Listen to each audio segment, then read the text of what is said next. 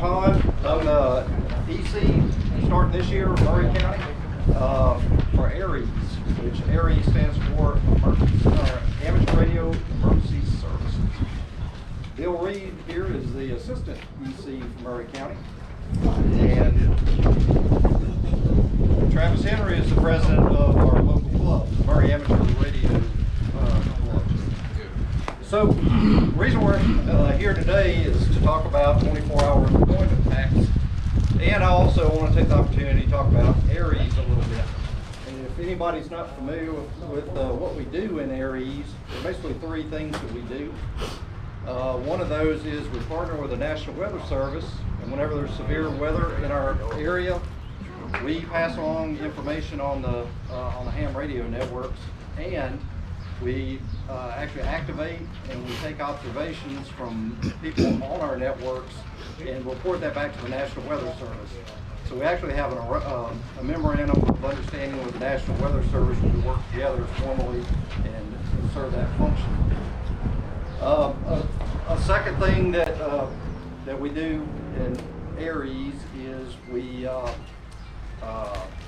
respond to emergencies when requested by our Office of Emergency Management. Okay, so what that means is we have trained people available to man shelters or emergency sites so that we can provide communications in case like the cell phone networks are down or the internet's down or whatever. And that's a request from our OEM. And a third thing we do is we do community service where there are large events in the community. We provide communications for that. For example, here in Murray County, we do 2 bike races that are held at Chickasaw Trace Park. And we monitor the trail, the bike trail, because it's really long. In case somebody gets hurt or something, we're there to call for support at the headquarters of the race event. So those are three different things we do. And I just want to put the plug in up front. If anybody's not in ARES and you're interested in being ARES, we have information up here. We have reservation or registration forms. If you want to fill one of those out, you can hand it to Bill or myself anytime, and we'd love to have you because we need more people to help serve these functions and serve the community. All right, so how does this 24-hour deployment pack interface with ARES? Well, if we're called upon by the OEM to deploy, we have to be in a mode where we're totally self-sufficient, because if emergency services has to take care of us, we might as well stay at home, because everybody in that situation is busy and overwhelmed, right? So we have to give this some thought. What is everything you need? And so hopefully everybody's got one of these pieces of paper that lists the field deployment go kits. This is the field deployment go kits checklist. Okay, and so this is everything a radio operator would need, and the first chunk of the list is actually radio equipment. We're not going to cover that in today's event. We could do that in a separate event. And there's operating supplies, digital kit, all this kind of stuff is radio related. What we're going to focus on today is the personal needs kit. Okay, and this is everything you need to tend to yourself, so emergency services doesn't have to worry about you, and they can worry about the victims of whatever the emergency is. So this is what we're going to go through, and these things are not just useful for deployment. When I go on a road trip, I want this stuff with me in a road trip, because if if we get stranded somewhere and we have to spend the night in the car or whatever, we want to have this stuff available. Or if we're inside of a tornado warning or something like that, and we got to run to the basement, grabbing that in case we wind up spending more time in the basement than we planned on. Or if we have to leave our house, same thing. This is a really handy thing to have, and once you pack one, you realize it takes a lot of time and thought to do this. especially when you go down the whole list, and this is not a comprehensive list. We're going to talk about other items that are not on this list that you're going to need in one of these bags. And it takes a lot of thought. How do I fit everything into a pack that I can grab and go? How do I manage the weight of it? What is really practical to have when I'm out, if I have to deploy out the woods somewhere, what is really practical to have, versus other things you could buy to put in here to fulfill what's on a checklist. And that's where experience becomes critical. And that's where we're lucky to have Greg Bearden here. Greg is he runs the Middle Tennessee Emergency Preparedness Facebook page and posts a lot of really useful information there. He has tons of experience with actually deploying out into the field, as either as a hiker or whatever. He has experience with emergency services. So he's the expert. I'm the novice. I'm going to pull some stuff out of my bag, but he's the man. He's going to comment on this. And if anybody has any questions as we go along, feel free to ask them. And with that, I'll turn it over to Greg. Well, thank you very much, George. And I appreciate the opportunity to come out and to talk to all of you about emergency preparedness. Last year before, I did about 30 classes a year, and I don't think anybody here remembers this, but my first class, I was with the Murray Amateur Radio Club for years and years. My first class was November 1999 to the Amateur Radio Club at Shoney's, and guess what we talked about? 1999 November. Y2K. So that was my first class. So I think I've come full circle now, 24 years later. And so again, thank y'all very much for having me. My shirt, I pulled this out of the closet. Bill Reed says he has a couple of these shirts. This was one we got, I don't know, 15 years ago or so for maybe a field day or an event like George was talking about, some of our bike races. We want to stand out a little bit as an amateur radio operator. It's like they never see the shirt for all of our big antennas that we're walking around with, right? So, but anyway, what I kind of want to touch on today is what George said. What's our stuff that we need, our personal stuff, to have with us when we are deployed? And that it's important. Bill and I are on the search and rescue, Murray County Search and Rescue division of the Office of Emergency Management, and our chief said, who's been on multiple deployments, he said, underwear. Number one thing for personal comfort, he said, and this is just what he said. He said you can only turn those inside out so many times on a week-long deployment. So we'll talk a little bit about that. The essence of having a go bag, a deployment bag, a personal kit, I used to call it a 72-hour bag, and some of my old handouts here that you see, I'm changing that. Why did we call it a 72-hour kit? Typically, for the professional resources to arrive to an affected area, would take about 3 days to get there. And so you are on your own, whether it's you or you and your family, you're on your own for about 3 days. And if you go back and you watch events, typically it's going to be 2 to 3 days before the Red Cross, fire rescue, some of those folks can come into an affected area. I like to call it, for our purposes of what I'm going to talk about today, and it translates to a deployment bag, a overnight bag, we're just going to call it an emergency personal vehicle bag, something along those lines. You get the idea. It's something that we want to have with us in our vehicle that will provide us some level of comfort should we have to stay the night in our vehicle, maybe a couple of nights. Now, this is not going to be the Ritz-Carlton. As I told somebody, it's not even going to be the Comfort Inn, but it'll be a little bit above sleeping on the ground in a tent.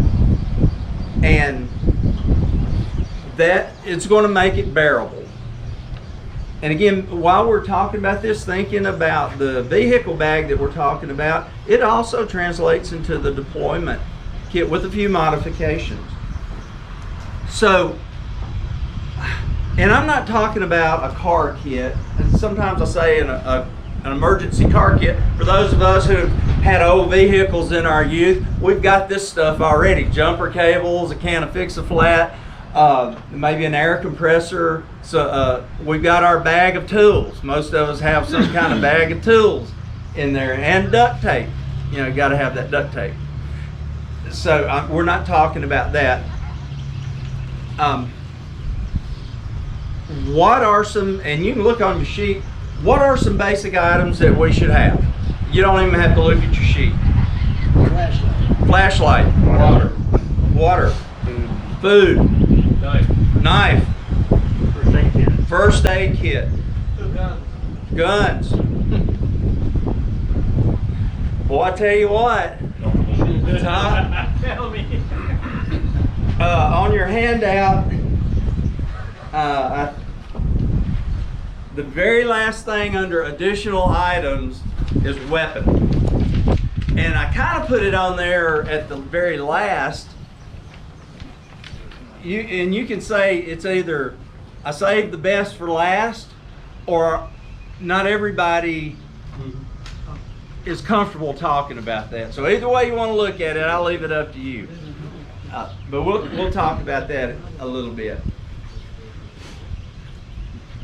So you guys named y'all named the basic ingredients for this vehicle bag.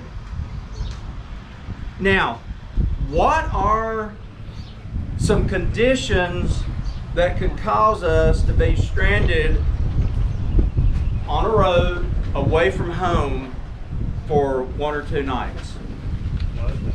Flood? Car trouble, yes. Car trouble, vehicle Car trouble? The big one is earthquake. Earthquake. Did y'all see on the news recently, Tennessee's always had earthquakes to some magnitude. But here recently we had like a few of them in East Tennessee, and we're always having them on the New Madrid Fault in West Tennessee, you know, small ones. But earthquakes, when we do our tabletop exercises and emergency management or other scenarios, it's typically going to be an earthquake. That can, you know, the Key Bridge in Baltimore recently. There have been other bridge collapses. It could be in a rural area, that bridge or that earthquake that puts that fault line through the road, depending on where you're at. I know on I-40 going into North Carolina, and kind of, if y'all have ever, there's some stretches right there that are sparsely populated. And so if you've been there, so we have those events. Wildfires. You know, we don't typically have that problem here, but a few years ago in Gatlinburg, we had a horrible, if you've seen some of those YouTube videos, there were some scared people. There were really, people died. And then in Paradise, California, the whole town got wiped out. When was that, 6 or 7 years ago or so? Things happen and we are not going to be at home. We may be forced to leave home and evacuate. So there was a storm in 2014 in Atlanta. It was Winter Storm Leon. Dumped like 12 or 14 inches of ice, snow. Hundreds of people were trapped, or I say trapped, they were immobile on the interstate. One guy even walked 7 miles that afternoon to get his daughter from a daycare or kindergarten. I often wonder if he had a go bag. Probably not. And if he was an office worker, I call it wearing those slick sole Sunday shoes, you know, with the leather bottom that has absolutely no traction. And if you walk on ice or snow, it becomes the best set of skis you could ever have. I wonder if he had that, or if he had an extra pair of even just, you know, old tennis shoes in the car would have been better than those. I try to look at this from a practical standpoint where you don't have to go out and buy all this stuff. That's fun to do, but man, where does it stop? It's like any other. It's like a, say for example, you got into amateur radio, you know, look at the stuff you could buy there, or fishing, right? Oh yeah. Hunting. I mean, I don't even want to talk about archery. Those broadheads are expensive, and you don't want to lose one, right? Okay. So the idea is here, we can go as much or as little as we want to.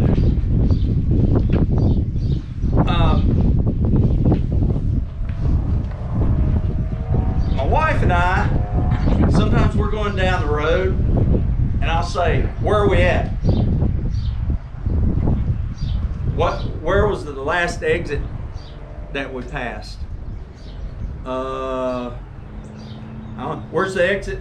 What's the next exit we're getting to? What mile marker are we? And I would venture to say that most of us, we either have our podcast on, listening to our favorite hits, or talking. We don't have a clue. We know we're on I-40 going east, and we passed Cookville. But what's the next exit? What if we had that car trouble right then and there, and we were stuck?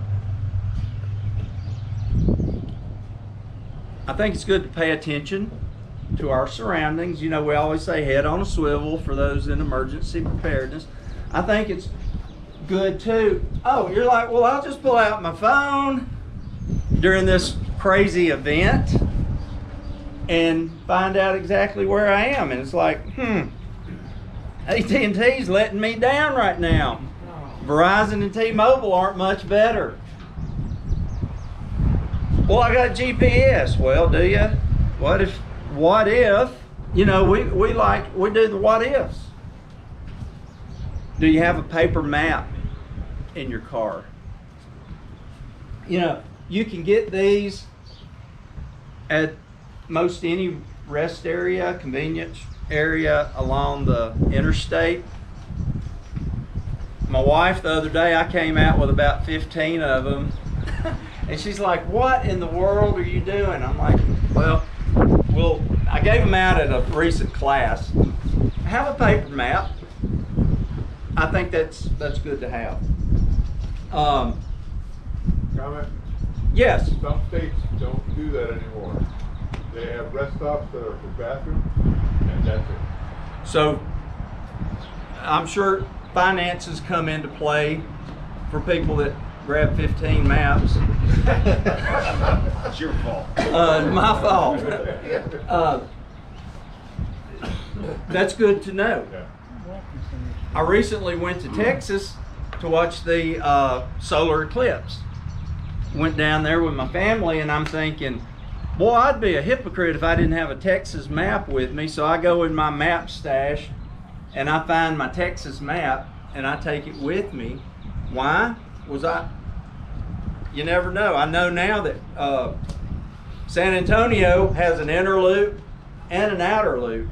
And we went to Randolph Air Force Base. If any of you are familiar with that, watched the air show that Saturday, and I'm going, felt kind of weird because I had to park my car, take a transit bus to the Air Force Base. If I had to get out of there along with 20,000 other people, I don't know. But I had my map. I knew how to get to the, away, the other way. But anyway, and I was making fun of phones, but we do use our phones, all of us that have a smartphone. That being said, I would say they're not that good in emergencies if it happened, but out of the same breath, I think we should have an additional external battery to keep it charged for when you can send text messages, as I understand it, because the bandwidth is a lot narrower. I don't know, rather than a voice message, you know, like Morse code and, you know. A lot of the cell networks will actually be up, but they'll shut them off for customers to preserve them for emergency services. Okay. AT&T did that with that storm in Texas. Okay, thank you. So they intentionally cut It was citizen. They just cut the customers off so that emergency services wouldn't have any attention to the network. And as I understand it from our Office of Emergency Management, communication is the number one thing that they priority, aside from life and, you know, welfare of imminent danger to citizens, is to get the communications back up and running. I think, Bill, correct me if I'm wrong, but I think they have a portable, I know they've got an antenna with some phone stuff. They have a tower trailer. Okay. With a pneumatic Is it just, tower. okay. With all their current communications, they're currently upgrading to the new statewide digital system. Uh-huh. So they're going to be putting new equipment and more additional equipment in that trailer. Okay. I'll just chime in and Yes. say that I used to live in a hurricane zone, and they'll shut it off for over a week. You know, if it's a badly hit area. So it's a real thing, and all you can, if you're lucky, you can get a text out. Thank you.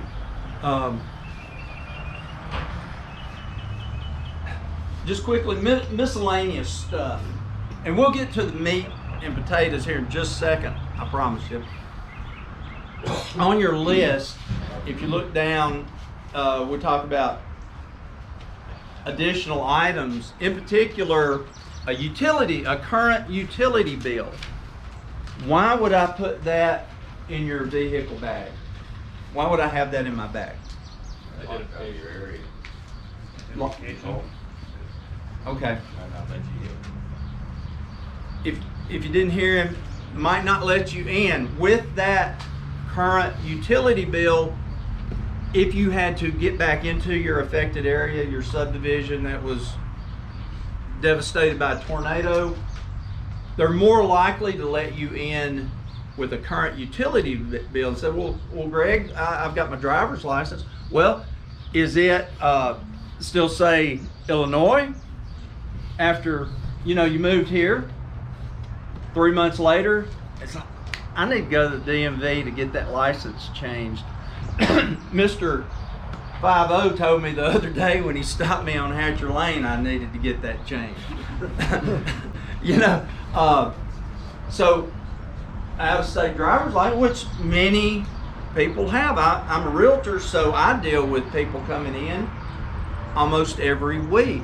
And I guarantee you, that's not on their priority list to get their license changed. And still, that may, even if you've got your current address on your license, you know, have you moved from that? That might be an old license. You might just, but having a current utility bill in your stuff is going to help increase the odds to get back into your residence.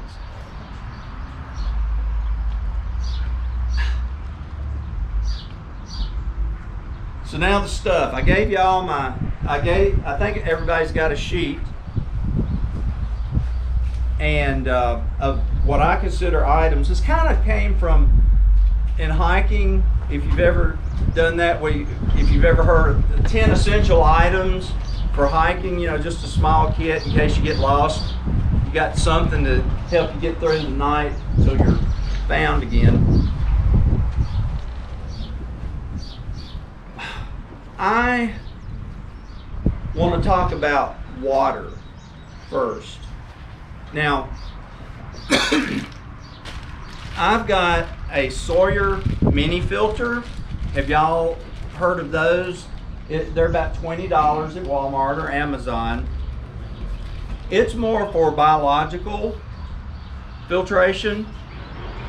It can get rid of the Cryptosporidium, Giardia, some of the bugs that may be in contaminated water. If you don't have your bottled water, excuse me. Now, in addition to that, I recommend having that. I've used it multiple times over the years backpacking. Also have some of the purification tablets. Aquamire, Katahdin makes MicroPure. Those are more for purification. They do viruses, and I don't know that anything is, fail safe, but it certainly does, again, increase your odds to get water. An epiphany that I had, speaking of water, you're like, well, I'll just go down to the creek and use my filter. Well, if we're at home, Spring Hill getting ready to do a new census, probably going to be close to 60,000 people there. When they run out of their case of water, which they should have gallons, but they're going to go down to the creek too. And so I'm not fighting 60,000 people. So as a side note, have plenty of water in your vehicle and your house. But anyway, this is my water.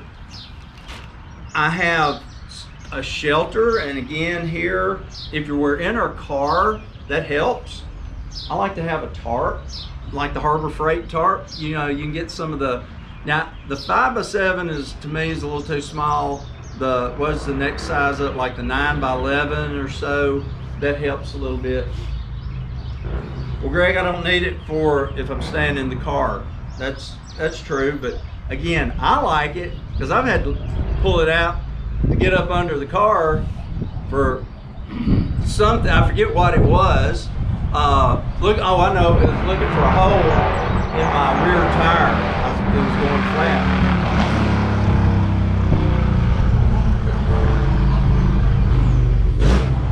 Cool.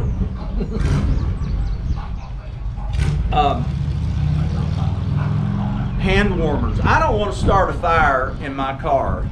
I don't want a candle. So the hand warmers, you're all familiar with those. Open it up, shake it. Having a few of those. Again, we're just talking about getting us through the night. I do have an MSR pocket rocket. It's a little stove that runs on the butane canister. Are y'all familiar with that? You've probably have one in your pack. George, do you have one? I've got one that uses a solid fuel thing. Okay.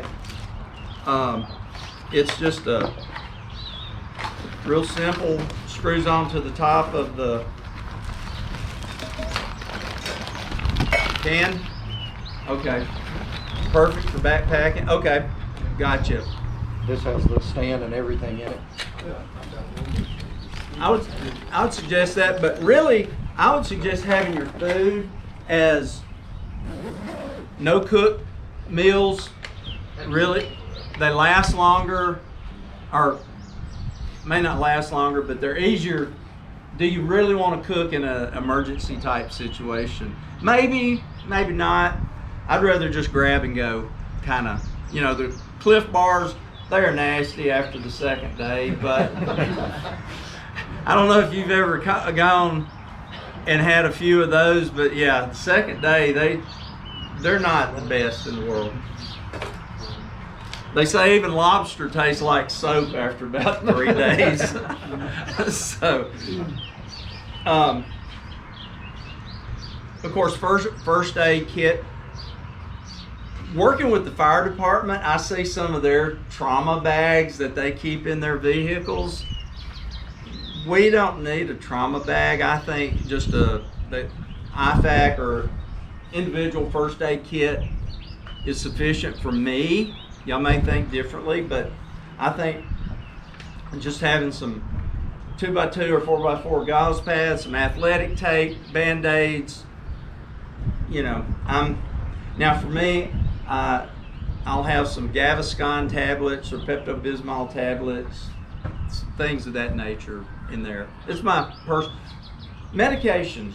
I'm not going to say that most of us take some type of medication or vitamins, but suspect there are some people that blood pressure medicine, maybe some insulin dependent, metformin or something like that, maybe some acid reflux.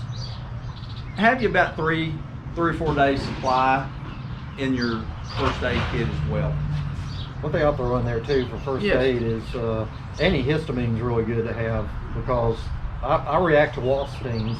So if I'm out in the middle of nowhere and I get stung by a wasp, I want to have that antihistamine. And it's also good for allergies or if you get poison ivy or anything like that. Very, very good. And it's so easy to the tablets or They're tiny. tiny. So yes, that's great idea. Thank you. We talked about headlamps. I like a headlamp better than a handheld flashlight because you free these up to do stuff. Now that's not to say handhelds, it has its purpose and its place, and you can get 500 lumen small, almost a pin light now. So that's what I recommend. How many? Well, let's see. I've got 2 in here, 2 headlamps and some glow sticks. Okay. Glow sticks they don't need batteries. Yes, sir. Keep the batteries separate. Yes. So that if you forget about it, they'll corrode. Thank you.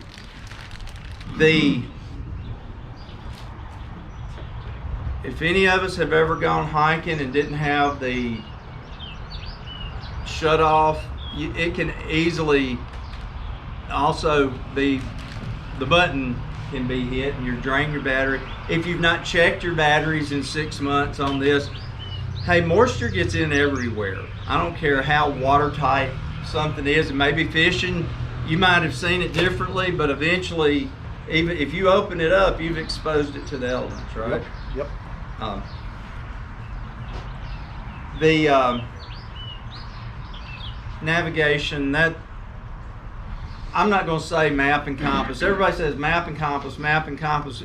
Yes, sir. Sorry for keeping. No, you go right ahead. An app on your phone called What 3 Words. Are you familiar with it? What 3 words? No, sir. The world is separated into 10-foot square locations. Okay. You are in a location, on the What 3 Words, you may be at Apple bench chair. I might be at sun-kissed moon, something. If I tell a police officer or call dispatch, if I'm lost out in the woods, and I tell them I am at this location, they can plug it into their system and tell you exactly within 10 feet where you are. Isn't that In the amazing? world. That GPS is a wonderful critter. I happened to call a guy, he'd made a comment, he'd sent a text to me. So I called him because I didn't understand what the text was about. And he goes, "Do you know where I am?" I said, "No." He says, "I am in the middle of the Serengeti Desert in Africa." And then later on, he texted me back and he said, "My What 3 Words location is," so I could tell exactly where he was. Wow. And as long as it's up and working, And it's free. it's free? Okay, thank you for that.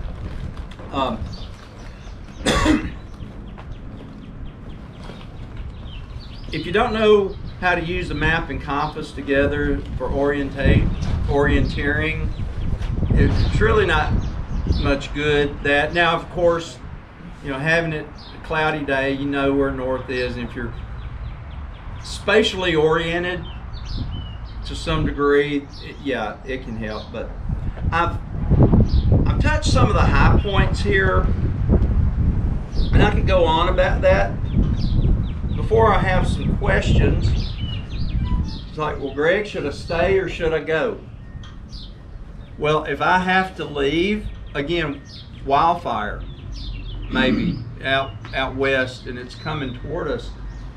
I don't want this thing to weigh more than what I am comfortable carrying for a distance. How far? I don't know, whatever it takes. With my bag, I'm very comfortable taking this over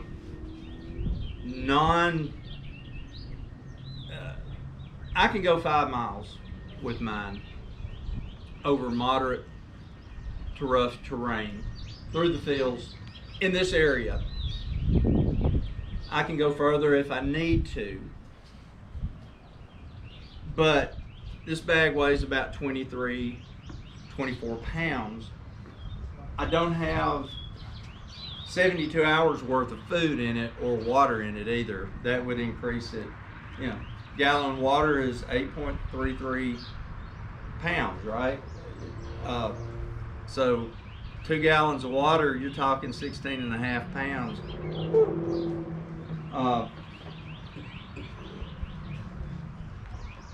Should I stay or should I go?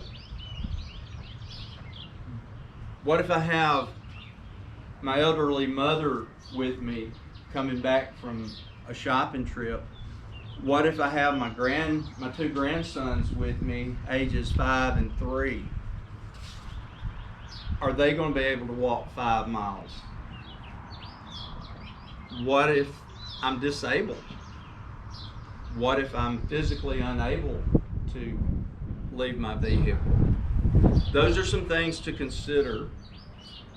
I do another class on should I stay or should I go, and we get deep in the weeds on that. Leaving your house, you know, it may be mandatory evacuation from a house. So, you know, your house kit, you know, that's another class. But and then personal defense, personal protection.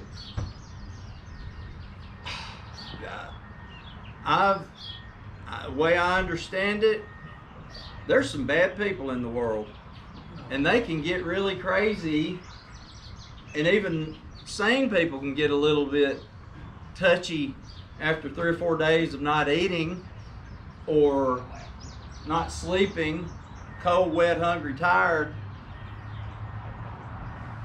And they may see, they're like, who is this dude with this pack, man? I want his stuff. What are you going to do with it? How are you going to give it to him?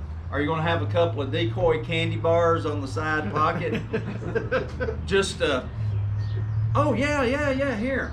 And then, you know, that's what I would probably have if I were walking with thousands of others is, yeah, what's, you know, a few candy bars to hand out along the way. Yeah, like a parade. Throw it a long way away and run those. Yeah. Yeah, pepper spray, handgun, it's a choice there, and anybody that's taken weapons classes or been in the military or law enforcement, you know, there are risks involved. There's a lot of YouTube videos out there with people drawing their firearms, shooting themselves in the thigh or the foot. Yeah, who was they were more of a danger to themselves than anybody around them. Questions? Comments? Can I throw some stuff out there? You go right ahead. I'd like a critique on some of this. These are Sure. some hacks that I just came up with. Some of them I read about, some of them I did on my own. One thing I learned when I was on a boat, when I owned a boat and I go offshore, is like you said, if you put your rain gear in a Ziploc bag, if there's even a little bit of moisture in there in that Ziploc bag, when you need it, you're gonna pull it out and it's gonna be totally covered in mildew and it's gonna be nasty. So one thing I learned to do, and this helps a lot with packing too, I vacuum pack it. It makes it really compact and it's guaranteed to be dry whenever you open it up, which is really nice when you're soaking wet and you need it. And then I did the same thing with clothes. This is one complete change of clothes here. Oh my goodness. That makes it easy. You won't win a fashion contest because they will be seriously wrinkled when you get them out. But It'll be drain clean. and one thing in here, use wool socks, because wool socks, if you have to wear them more than one day, that's what you want, right? So anyway, that's the whole day, and you know, of course, what you need changes with the season. So I try to pick something that's useful. You know, I'm assuming if it's cold, I'm going to have my outerwear already with me, and then I can put this on under it, even in the winter. But in the summertime, it's still cool enough where I can stand it. So that's one thing. And then, you know, if you're going to eat hot food, you need something to eat it with. So this is a light compact way of having that. When I pack my bag, I put the stuff I know I'm going to access a lot on the top, so you don't have to dig everything out of your bag to find what you need. So some of the really critical things or things I'm going to use a lot. You know, like I need a hat. I need something to start a fire, right? If I'm going to heat my food up. So I got one of these little plasma lighters, so that'll work in the wind or whatever. And it's real compact. And this is not as compact, but I really want to be able to start a fire if I need to. So I got some waterproof matches. This is one of these higher dollar things that maybe is not worth it, but I want to be sure I can get heat. Simple thing I haven't seen yet. Deck of playing cards. Deck of playing cards. If you're in an emergency, you might be stuck waiting a while. So, might be handy to have that. Yep. Oh, there you go. I keep a HT in here. I got the antenna that screws in. Yeah, exactly. You know, just to keep it separate from all the rest of my radio stuff once I get, Stuck waiting. you know, in case I get separated. Extra battery, something to write with and something to write on. There you go. Oops. Any comments about any of this stuff? No, all good stuff. Your notepad and pencil, if you do have to leave, what a great thing just to put in your windshield your basic information for law enforcement when they come by. You know, it helps them, your name and phone number. I know this is kind of corny, but Swiss Army knife. Because how many times you get stuck somewhere, you just need a screwdriver or something. And this one's got a little pair of pliers in it. And yeah, you got one too. Some scissors, you know, leather punch. That's something I use a lot. What, you know, I always wondered when I was younger, what the heck do I need a leather punch for? Now I know. And then I have like 2 or 3 of these, you know, because it seems like even if the batteries are good, sometimes the bulbs go out or whatever, you know. And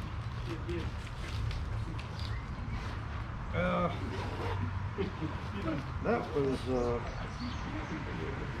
and then my, you know, in terms of maps, I got that, and this thing, it has even the gravel roads and dirt roads and stuff in it. So if I'm on foot and I need to find the shortest way to get somewhere, I want to know every option. So this is a little much to carry around, but it fits in my back, and it's, you know, fits in there really compactly. So I went ahead and stuck it in there.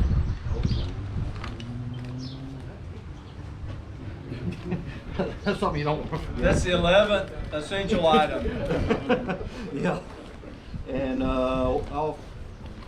you didn't mention cordage, but I got this really high-end cordage here because you can do all kinds of stuff. Make snares with it.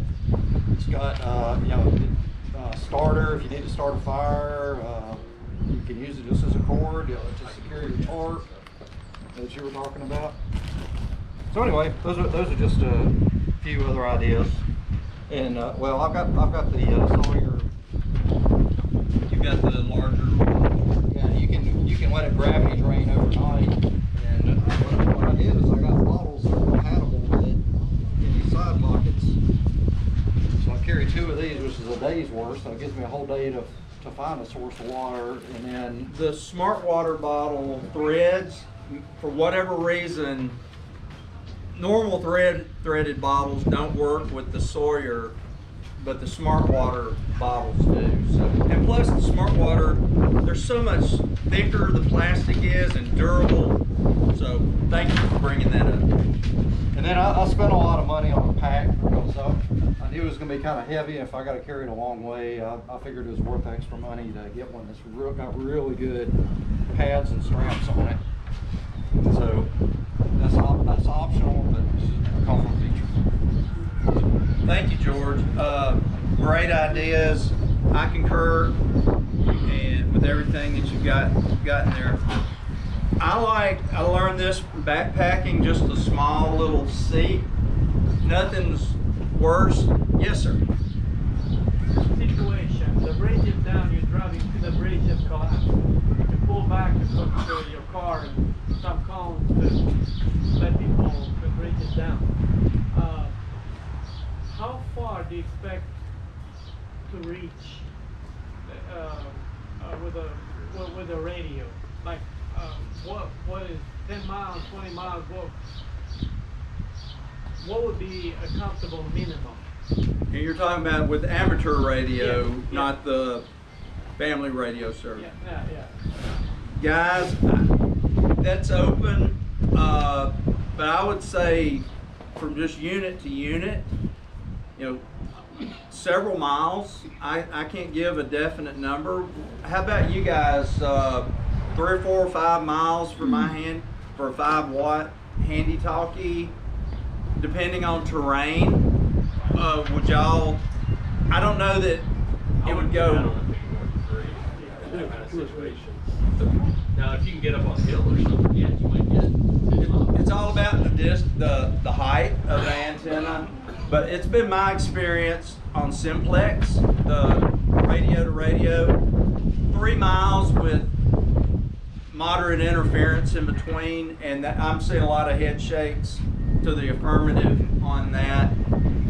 You might be able to go 7 or 8 if you're on the hill and there's no obstructions, buildings, or. So does that help? Yeah. Okay. Little seat pad. Nothing's worse than cold butt. It just makes it miserable. But anyway, I like this. It's lightweight. Okay. I've been doing a lot of talking. George and I. We want to hear from you guys. What shoot holes in what we've done. Tell us that you've learned something, or that you're ready to go home and put your own kit together, or whatever. Tell us. Yes, sir. Can I go through mine real quick? Sure. Are y'all okay with that? Yep. Okay. Okay, let's start up here at the top. It was mentioned that the stuff you need first and most is on top. First aid kit, let's see here. First aid kit. And toilet paper. Okay. Matches, always have more than one way to start a fire. Also, cheap compass, not very reliable. A whistle. 3 blows on the whistle to get attention. Mentioned knife. I always carry a knife on my person, a Leatherman tool. In addition to first aid kit, something to wrap sprained ankles. What else did we have at the top? Chem light or glow stick is good to have. They last some of them 8 hours. Maybe not to see so well, but helps you to be seen.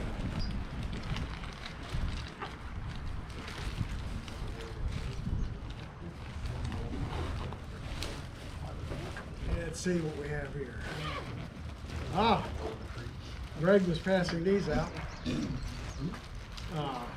If you don't have an emergency vehicle kit, you've got your first item to go put in it. Hot hands, keep your hands warm. Emergency Mylar sleeping bag.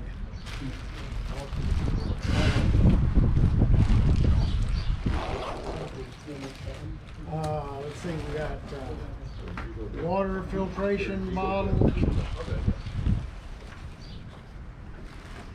That filters water. Also something to gather food or eat out of.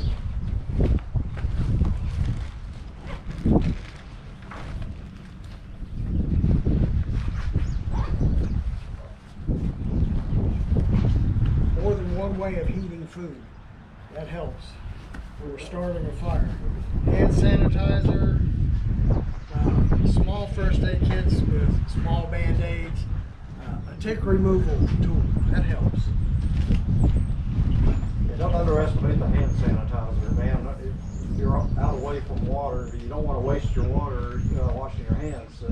That's a real good thing to have in there. Yep, Also a good accelerant. that's it. What else we have? Correct. What was that comment? Small towels. Also use it to Using build your fires. alcohol-based hand sanitizer also can help start a fire. Yeah, put some of that on your little twigs or, This is something people used to carry a lot in the old days. It's a tinderbox. Wood chips and lighter if you're out in the woods and need to start a fire. Now this isn't always primarily for use in a shelter operation. Start a fire in there. They might object to that. Sleeping pad. Nobody likes sleeping on the floor without padding. So that adds a lot of the weight to this pack.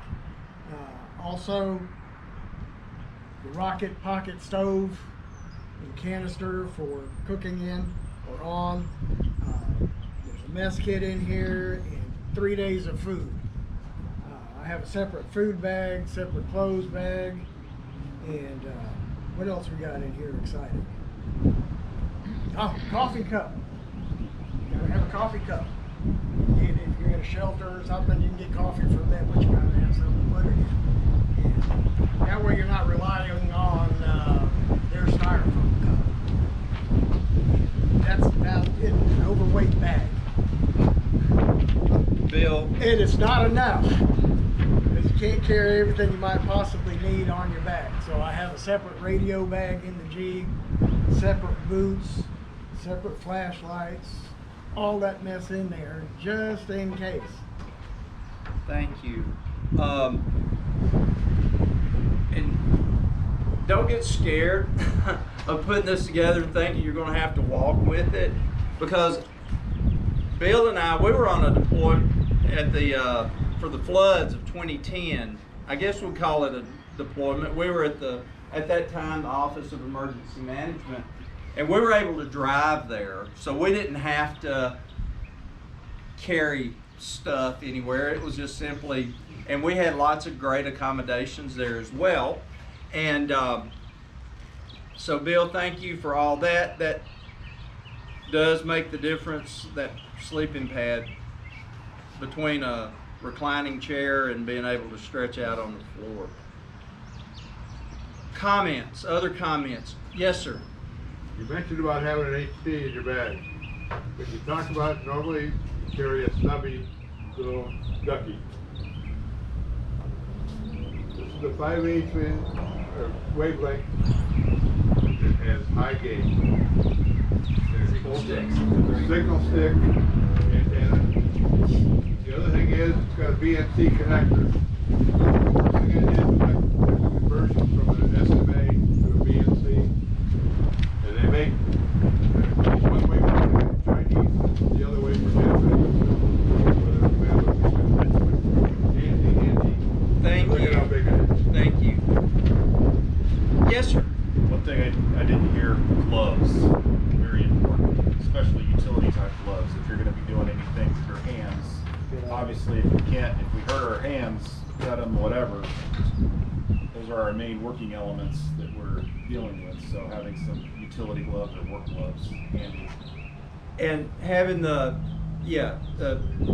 only the PPE, mask, rubber gloves, but some utility gloves as well. If you're having to go cross country and you're crossing over a barbed wire fence, most of us can do that without hands, or without gloves. But if you're perhaps in a vehicle and your neighbor needs help, pulling the door apart or whatever, you feel inclined to help them in that, gloves are going to make the difference between that. You can't go to the ER or the walk-in to get 6 stitches put in your index finger. That just ruined your day to go And again, you just became a burden on emergency services too. if you're Yes. deployed. So thank you for that. They're lightweight. You know, you can go to Harbor Freight and get some of those. And are they going to last forever? No, but we're only talking a couple of days. You know, that it's not like we have to have, you know, the $30 bulletproof, hammer-proof gloves. Just a couple of old split leather cowhide gloves for a few dollars.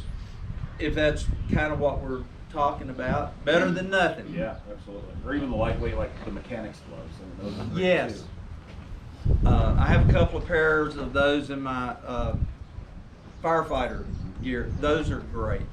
And Yeah, that's good. so, And thank get, you. You can get them dirt cheap at Harbor Freight. Yes. They won't last for like weeks of work, but they're good for something like that. Yes. Thank you. Yes. Another pair of glasses, cheap, but another pair of glasses. Yeah, I forgot to mention I'm looking that. at everybody's got glasses. That's in my most accessible pocket right there, isn't it? Thank you for bringing that up. Yes. If we're dependent upon glasses, why not? Most of us haven't. Even if it's an out-of-date prescription, it's better than nothing, right? So thank you.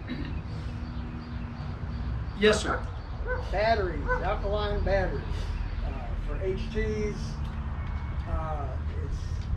it's pretty much essential to have an alkaline battery tray for your HT, because you might not always be able to charge that thing.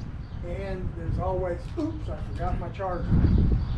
But if you remember to have that tray and extra batteries, a lot of times, somewhere you're going to be able to find some more batteries to go in with that. George and I talked a little bit. Have some cash, small bills, maybe $20 to $50 in ones and fives, because you're going to go to the convenience store. Once you figure out your wife's told you which exit, you know, is 3 miles back, and you're wanting to walk 6 miles that way, they're not going to sell you a candy bar with your credit card, because if the power's out, you know, plan for that, and just the fact that we're all here as emergency operators, amateur radio operators, most of us understand an unexpected emergency concept, so we're ahead of the game anyway. I don't know, most places, a couple gas stations I've been to, their system was down. Even cash they wouldn't sell to. They're like, no, system's down, we can't sell it. So all the more reason to have that food supply here. You don't have to. We're wanting to be self-sufficient for a day or two. Well, that's what Y'all probably know. Some of you probably know these. These are fencing pliers. Farmers that have these, and I think they're pretty handy to keep. I don't carry it in my bag, but I do have it in my car. They have a, you know, wire snipper, pliers. That's nail puller, the fence. So I think they're pretty handy to have, and you know, I always think, Greg, what are the odds of you having to go four-wheeling through fences upon fences to get home? I've read too many books, I guess, on post-apocalyptic disasters where I just have to go through Farmer Jones' field to get home because all the roads are full of zombies or whatever. But these are pretty handy for fencing or defencing, ex-fencing, cutting you a hole. Any other comments? Has this been helpful? Okay. How many of you already have an emergency bag? Oh, okay. And again, on average, this is more people in a group that have them, so that speaks volumes for you. I spoke to some firefighters the other day about their families having bags in their family's car when they're deployed, and I think 2 out of 15 raised their hand. So I'm like, come on guys, y'all are firefighters, you're supposed to be in all this, right? Okay, you're supposed to know, take care of your families, give them a bag, get them a bag fixed up. So I'm glad to see that many of you, most of you have something. So I hope this wasn't for you guys. I hope this was good. Maybe give you some ideas or reiterate, hey, I'm on the right path for my stuff. Look at it like you do. We say smoke alarms every few months. Change it out, weather dependent. We don't need an overcoat in the summertime, but I would suggest having gloves and a cap year round. Anything else? Thanks again for allowing me to come out and be a part of this, George. Thank you for inviting me.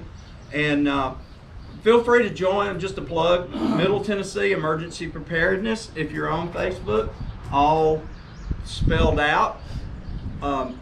And would love to have you guys on there. We talk about different topics from cybersecurity to water filters. Well, thank you so much, Greg. You're welcome. I thought I had mine down pretty well, but I wrote down 4 things from what Bill said and what Greg said that I need to add to my pack there. And so I got out of this exactly what I wanted to get out of it. I hope you all did too. So thanks again for coming out. If you're interested in ARES, please fill out a registration form. Take some literature there if you would like it. So thanks again for coming out.